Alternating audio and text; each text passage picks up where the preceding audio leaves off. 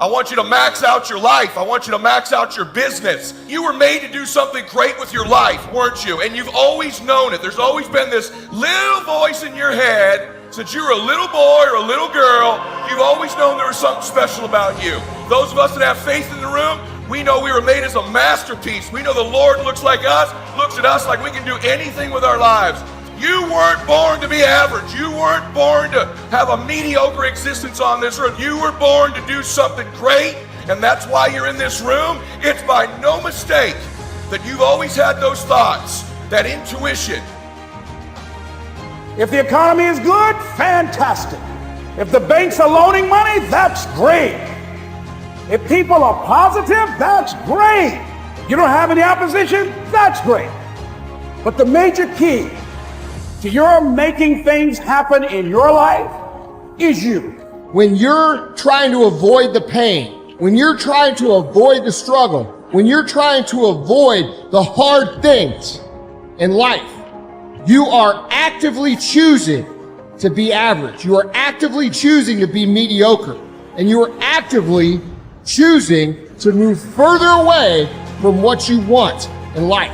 Because that hardship and that pain and that struggle and that frustration, they give you the skills that will forge you into a motherfucking champion. All right, so remember that shit when you try to take the easy route. The easy route never pays well. The only route in life that pays well is the hard route, the struggle, the pain, the frustration, and the overcoming of those things. And not only do they pay, they fulfill you as well, because it shows the people around you. It shows your kids, it shows your brothers, your sisters, your friends, your community, what is possible. And there's nobility in that.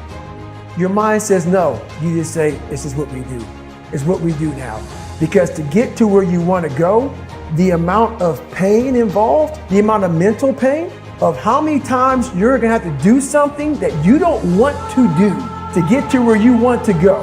There's going to be more times you do something that you don't want to do than you are going to want to do. And that's your new norm. And then once you do this over and over and over again, it becomes like breathing. I don't want to live this lifestyle, but to get to the other side of this, I have to.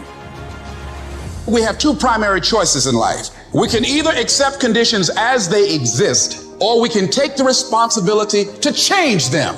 See, a lot of people want to exempt themselves from taking responsibility. All they want to do is talk about the problem. Every time you see them, they'll tell you their story over and over and over and over again. No.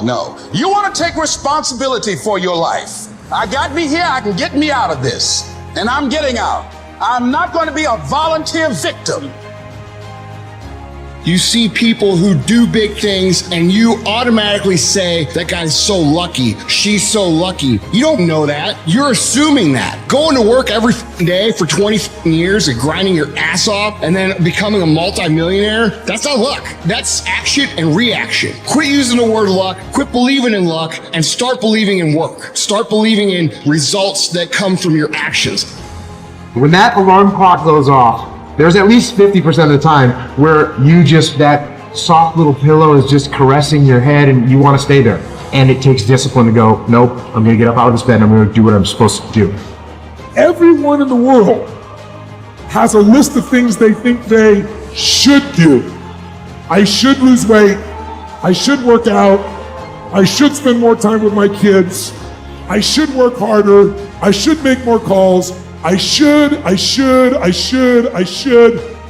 And then you know what? People don't do their shoulds and they get mad at themselves and they what I call should all over themselves. They beat themselves up about it. What changes people is when your should becomes a must.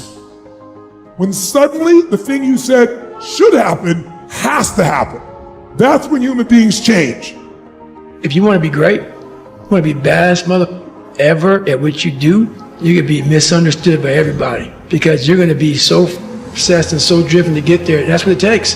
It takes every second of your life. Anybody says balance? Yeah, balance is important for a lot of people. It is. But if you want to go to that edge where people do not like you, don't understand you, question everything you do, you've arrived. When people don't understand you anymore, you're in that spot of obsession and drive. Here's the truth. This is the reality. Nobody's going to believe in you until you've already done it. Nobody's going to come and celebrate with you until you've already done it. The work is going to come before the belief, which means you're going to have to work for a long time by yourself with no applause, with no awards, with nobody telling you good job. And then once you start to build something and people start to see the momentum and they start to see the result and you start doing some things, then you're going to get a little belief. And then what's going to happen is you're going to believe. And then what's going to happen? You're going to go do a little bit more work and a little bit more work. The results are going to come more. More people are going to believe. Nobody fucking believes in you because you haven't done anything yet. That's the reality. When you quit, your mind says we're done. So it doesn't expand. There's no expansion when you quit. I'm drowning, I'm miserable, I'm suffering, I'm broken, but I'm not going anywhere. What happens to your mind, it says, he's not leaving. So we got to expand. We got to grow. We got to figure this thing out. So then these compartments in your brain, they have to work. And then you start to engage parts of your mind that you never engaged before. When you're in suffer mode and you say, I'm not going to quit. You're forcing your brain now to operate on a level it's not used to. But then it becomes used to it. Thinking it was possible. Guess what, ladies and gentlemen? That's what we have to do with our dreams. Because things happen to you in life that you can never, ever anticipate. And many times when those things happen, you want to give up. When you know within yourself that there's something you want to do, and I believe that all of us were born with a purpose, that all of us have something that we are supposed to do, that all of us have some goodness within us, and that goodness gives us a responsibility to manifest our greatness. And when you know that, you can feel it in your guts, and you know that you're deliberately operating below your potential, you've gotten comfortable, you stop expanding, you stop stretching, you stop challenging yourself. Let me share something else with you. Not only is it possible for you to have your dream, but it's necessary. It's necessary that you have it, that you work on it, that you develop yourself, that you go for what is yours in the universe. Tell me one thing in your life that is great that came as a result of being comfortable.